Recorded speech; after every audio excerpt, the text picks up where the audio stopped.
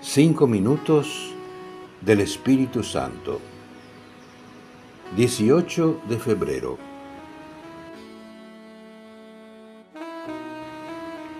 La esperanza tiene que ver con el amor de deseo, con ese interés profundo que alimenta la actividad cotidiana del hombre en camino.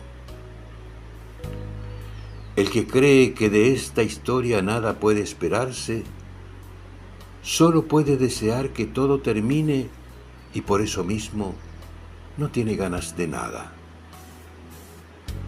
Es cierto que cuando descubrimos que las cosas no son eternas, se despierta en nosotros el deseo de una vida que está más allá, la esperanza en el reino celestial.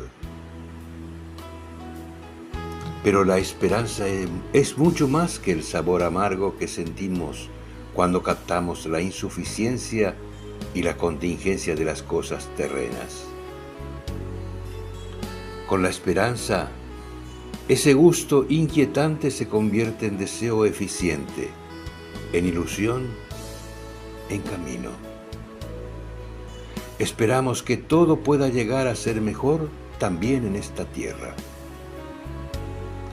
El paso del tiempo es vida que crece, porque está el Espíritu asegurando con su presencia una permanente e inagotable vitalidad.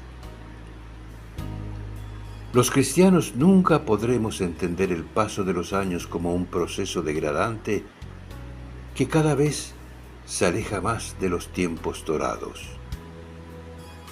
No podemos pensar que antes todo era bueno y que fue perdiendo cada vez más su poder originario por un inevitable desgaste. Si fuera así, no habría esperanza. Autor: Cardenal Víctor Manuel Fernández.